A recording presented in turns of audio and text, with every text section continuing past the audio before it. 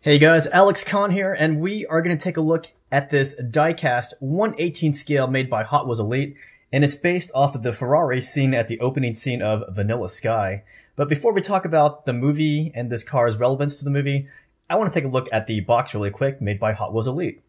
So yeah, if you look at the box, it's just like the Ferris Bueller Hot Wheels Elite box. On the top it says limited edition up to 5,000, so they only made 5,000 of these diecast worldwide, so a very limited edition. You can still find this on eBay every so often, whereas the Ferris Bueller card you cannot find that like anytime, anywhere. But yeah, on the very back of the box you can see the other cars that Hot Wheels Elite made for the Ferrari Stars collection. My favorites, obviously, are the Ferris Bueller car and the Vanilla Sky car, but the other ones are not so bad themselves. But yeah, when you take this out of the box, it's really hard to take out. They got some twisties keeping the hood and the deck lid down. And I had to polish it up a little bit. It was kind of dirty. But yeah, this car is extremely beautiful. And now the box labels this as a 250 GTO. To be more specific though, the car in the movie was a replica of a 1962 Ferrari 250 GTO. So for whatever reason, they don't specify what year it is. But just to reiterate an earlier point, this is a replica. The one they used in the movie was a replica. Even though it didn't do any hard driving at all, they still used a replica. And the reason being is they only made about 36 of the 250 GTOs. So I think obviously using a replica was the safest thing to do. Even if the car's not doing any hard driving, the car has to idle a lot, be restarted and stopped like continuously. So in the long run, filming any kind of car is really bad for its lifespan. So that's why I think replicas are definitely a great idea. So we're going to look at this car. Now, if you'll look, this color of this car, it is not black. It's actually a very dark blue metallic color. So at first glance, you would say, hey, this is black. It's really not. I think black would kind of defeat the purpose of this car. I like to see some contrast in the body lines, also comparing it with the tires. So I like this dark blue look to it. And this car is very movie accurate for the most part, at least by the exterior. On the windshield, you can see the window stickers that were also on the movie version. The only thing that this car does not have that the movie definitely shows is a rear license plate.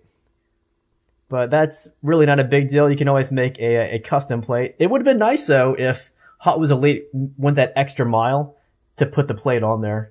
Because after all, it is based off of Vanilla Sky. Why couldn't they get the plate from the Vanilla Sky?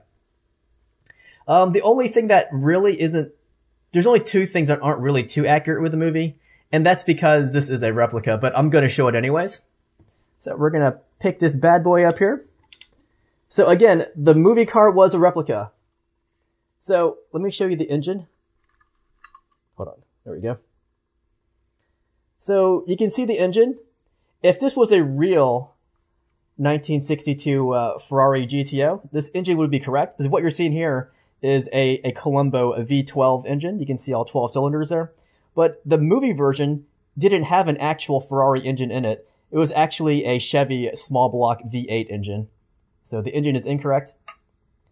Although it is correct, but it's not correct. So the other inaccuracy, now this would be accurate if this was a real Ferrari, but in the movie version, as I said, it's a replica. So they actually had an automatic transmission, but here you can see the gear shifter inside. So we might as well open this car up since we're inside. There you go. Everything is open inside. Sorry about that.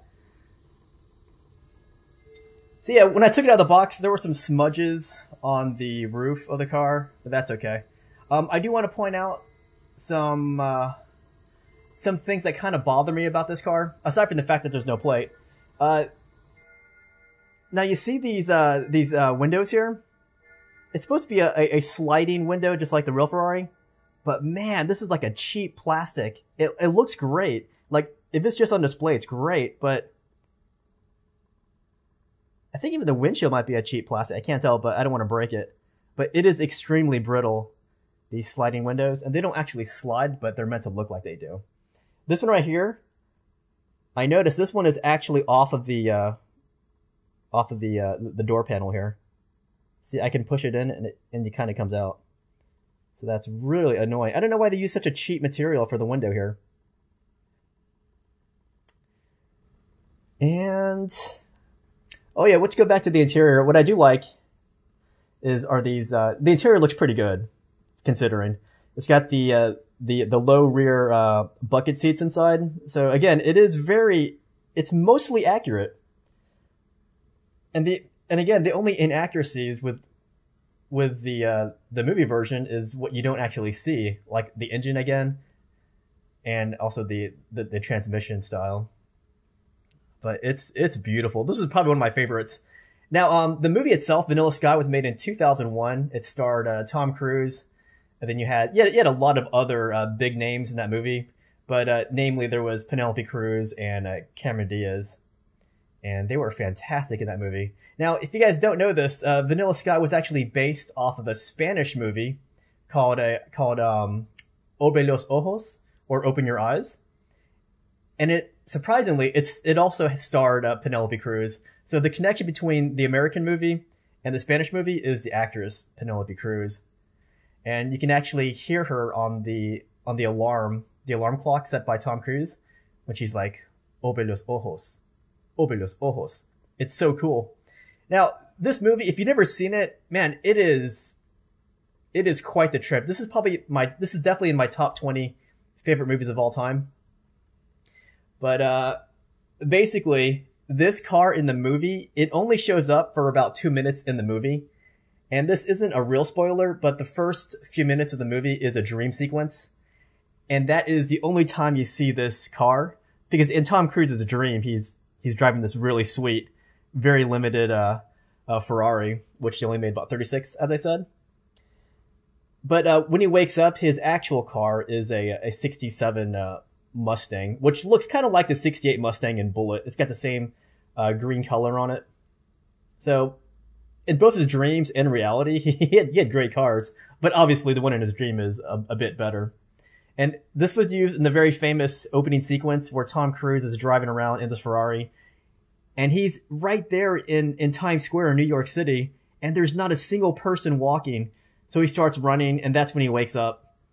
And then that's when the movie starts to trip you out, because you don't know what's real and what is real. And I'm not going to spoil the movie for you guys, but if you decide to watch it, I want you guys to see it. But just know that everything is explained later on. But that journey to get to the ending is quite confusing, and I love it for that fact. But this movie really makes you think, not just about, about the mind twist, but also about your life in general. It just really makes you contemplate things. There's a really cool line in there that Penelope Cruz says. She says, every passing minute is a chance to turn your life around. So it is quite a reflective movie. But that is Vanilla Sky. And in case you're wondering what Vanilla Sky is, there's a painting by Monet, which I can't pronounce the name of the painting, but the background, the sky, is considered a vanilla sky. And that's where they got the name of the movie from. Anyways, guys, I'm going to end the video. So let me just say, tech support! Tech support!